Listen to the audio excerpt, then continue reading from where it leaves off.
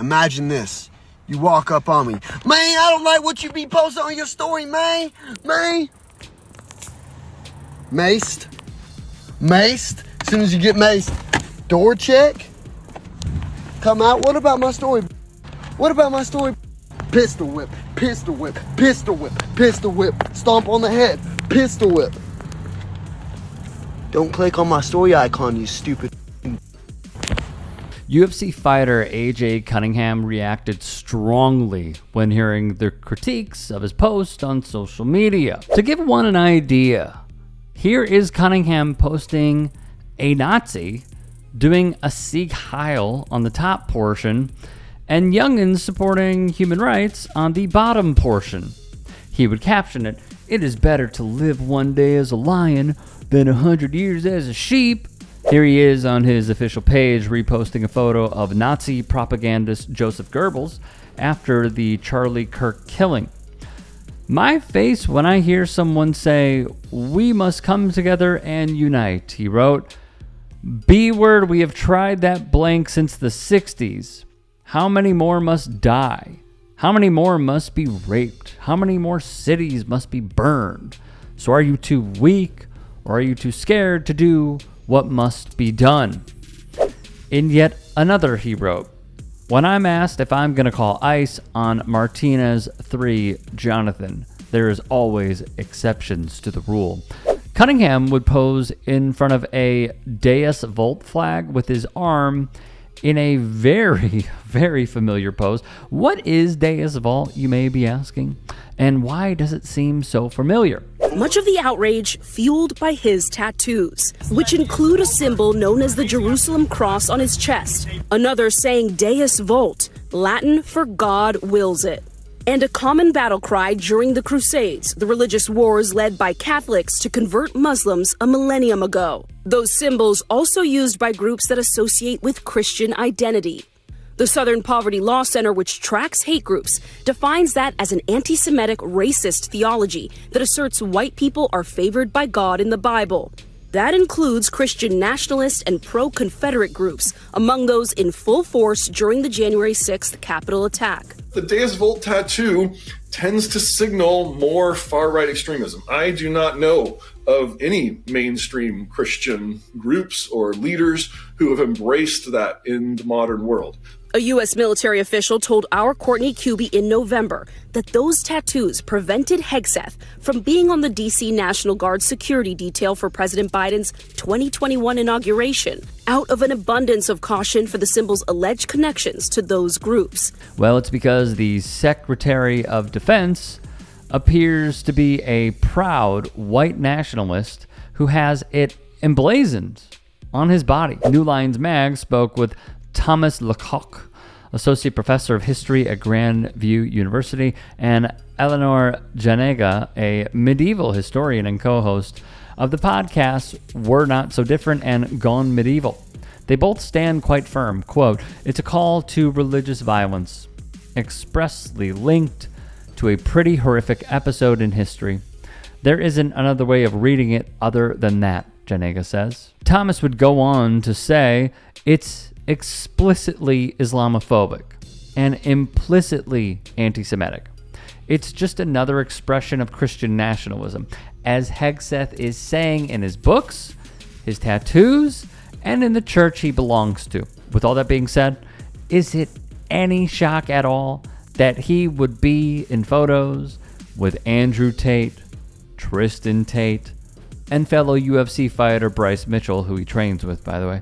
The same Bryce Mitchell who says this: "I honestly think that Hitler was a good guy based upon my own research, not my public education indoctrination. I really do think before Hitler got on meth, he was a guy to go fishing with. He fought for his country. He wanted to purify it by kicking the greedy Jews out that were destroying his country and turning them all into gays. They were gaying out the kids. They were queering out the women. They were queering out the dudes. They were, you know what her first tranny surgery ever was? Happened to be in Germany before Hitler took over. You know the books that everybody makes fun of Hitler burning? You know what the books was? Queer books. Hitler burned queer books because Hitler didn't want a bunch of queers destroying his nation. They can't produce children. But what, Okay. what You know, I look back on this piece, and then I reflect on all the times previously that Dana White actually did show just a slither of a moral fabric inside of him. And that is extinct. It is totally, completely gone. It is bye-bye. It is never coming back because of the way throughout the years he has felt emboldened to not only allow this, but champion it. I have not seen any condemnation yet pertaining to AJ Cunningham. There needs to be. As a leader of a sports league, one would think that you would condemn Nazism. He hasn't. And I don't think he will. Because deep down, throughout the years of this sport showcasing Donald Trump, the Trump administrations over the years, and not only allowing but facilitating the sports washing, they know that a certain subsection of their fans align with this and like it. It's the same with Bryce Mitchell. We have covered this before, where there have been fans waiting for him outside of an arena hours upon hours before an event. In droves, they are there. This is a man who aligns with Hitler.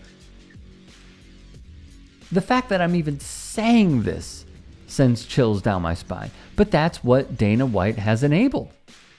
That is what his company has enabled. That is what the parent company has enabled. They don't care. They could give less of a you-know-what. It's just jarring.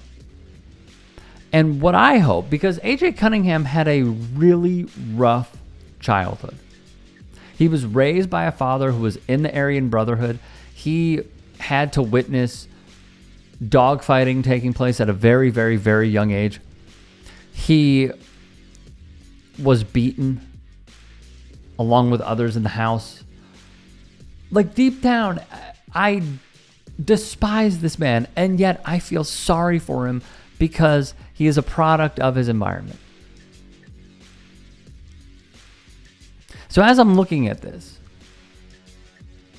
it's this not even moral dilemma, but this internal dialogue of like, he grew up around it. He has to somehow break away. How do we get him to break away? Oh, he's a man at this point. He's not breaking away. He can't win in the UFC even with the strong Aryan genes that he has. But why is it excusable for him to keep posting Nazi propaganda? And the sports league is mute. It's shocking. And it shows that Dana White has no balls on this. He doesn't care to confront this. He doesn't care to nip it in the bud. Take it head on. Instead, he's just going to allow it to fester. And it's going to get worse and worse and worse. And I think the other really messed up part about this is that so many people think, great example, Vivek Ramaswamy. You think that you will allow these folks to have this bigoted voice and worldview. And you think because you're the head of a sports league or you are a politician catering to them that you are immune, and you're not. They come for everybody at a certain point. Look at what happened in Ramaswamy's last press conference. The Charlie Kirk stands, the Turning Point USA Christian nationalists were all over him because he's a brown person. So I just look at this and all I can think of is, man, it must be really tough being a diehard UFC fan when some of your biggest fighters or even fringe are posting stuff like this and supporting quite literally the worst of humanity. And the league says nothing.